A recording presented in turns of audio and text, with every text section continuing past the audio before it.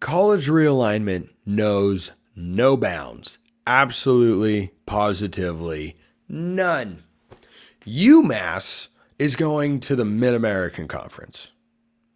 UMass, the Minutemen of UMass are into a conference. I think this is a sign, once again, that the Pac-12 is destined to rebuild itself. Because UMass feels that they've got to be a part of a conference to just keep playing football. I mean, this is a program that when I tell you it's been tough over there for the Minutemen, I mean, they have to be celebrating every win like they have just won a major bowl game or perhaps the national championship. Wins are hard to come by over there. This is not a program that's got any sort of tradition. This is not a program that's got any sort of financial backing. They do now have a conference affiliation. And this, to me, solidifies that Oregon State and Washington State can perhaps temporarily survive as what we are essentially deeming them to be independents. They're playing Mountain West Plus schedules this year. They've got a few more Power 4 or Power 5 schools on the schedule. They've got each other. But if UMass feels like they need to join a conference, Oregon State, Washington State, you're probably going to have an actual conference there. Now, in the short term, of course, this is going to work at some level. And heck, Oregon State and Washington State without conference championship will still have some access to the playoff. They win 11 games, either one of them, they'd at least be in the discussion. Obviously, if you win 12, you're probably in. Now, that's an immensely difficult thing to do. I don't know that either team is equipped to do that. But UMass is joining the Mid-American Conference. You know it as Tuesday night Maction. Okay, Tuesday and Wednesday night Maction throughout the college football season is now going to include the Minutemen of UMass. And this is just the perfect example of how realignment eventually comes for all of us, no matter where we are, what level of football we play, what fan base we're a part of. It doesn't matter. It's nonstop. Hence my lead on today's show, why I feel the Big Ten and the SEC are going to expand again. It's just a matter of when, not if. No one is ever content to just sit still and stand pat and let something be. They've always got to be making moves. So this is just personified in the addition of UMass to the Mid-American Conference. And look, there's some geographical fit. You look at teams like Bowling Green or Kent State in the Mid-American Conference, and UMass is in Massachusetts. You go, yeah, all right, that tracks geographically. But what exactly are they bringing to the table? Oh boy. Well, first of all, they used to be a member of the MAC. They used to be a member of our beloved Tuesday night Maction, and soon to be national championship caliber programs in EA College Football 25. So UMass, you talk about going to take a tough job if you're a head coach in that game. UMass might be the toughest job there is. They have not had a season over 500. You get ready for this. Since 2010. In that time, they have had a bevy of seasons in which they have won just the one football game. They got more one-win seasons than winning seasons since 2010. That is tough. So this is not a move that is being done to bolster the football profile of the Mid-American Conference. No, UMass wants to keep playing football. Some people might ask why. I commend them for doing so.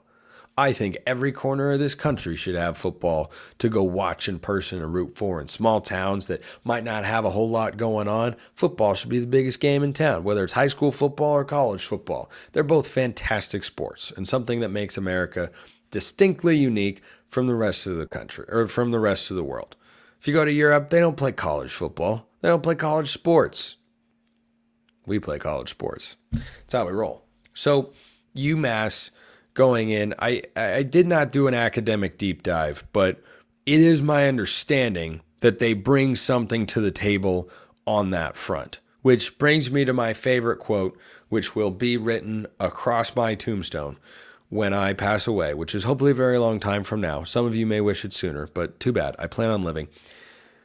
Presidents vote on realignment, not athletic directors. That athletic directors, coaches, fans, alumni, nope, it's presidents. Presidents make the move, and the MAC wants an affiliation with UMass, so they have got it.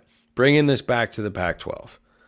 If even UMass is in a conference, BYU's in a conference, Liberty's joined a conference, there are no more independents. There are no more independents in college. I mean, Army and Navy have joined a conference. Navy was the one, I believe, that was independent most recently. But they have now both joined the American Conference. Everybody's got to have a league. And so the Pac-12 is going to return. It is not a matter of if, in my mind. It is a matter of when. And look, the moves that it'll take to get there, UMass is not going to be on their radar.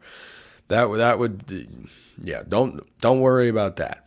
The moves that'll make that happen will probably be announced within the next year. Remember, USC and UCLA to the Big Ten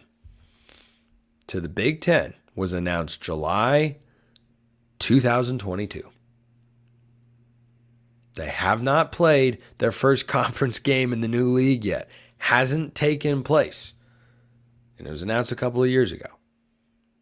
Texas and Oklahoma to the SEC. Also announced several years in advance. To move everything over, to change a conference, to get all your teams in line, that stuff has to be done at least a year out. You can make do about a year. There's an example at the FCS level. The United Athletic Conference was put together on somewhat short notice. It was a merger between the ASUN and the WAC, who didn't have enough teams, so they merged together, and you got teams going from Eastern Kentucky all the way over to southwestern Utah. And so as a result, that conference came about. It exists at the FCS level. It was done in about a year. But that's the minimum amount of time that you need. There are a lot of logistical matters involved with leaving one conference and joining another conference and getting everybody ready and figuring out logistics and travel. And there are a million different things that take place behind the scenes for something like that. So these sorts of moves are going to be on the horizon.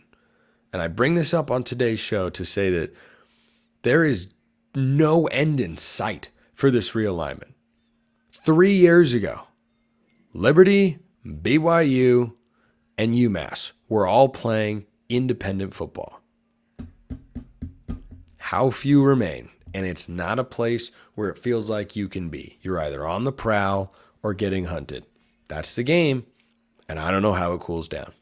Appreciate everyone listening. I'll see you next time, and until then, hope you have a wonderful rest of your day.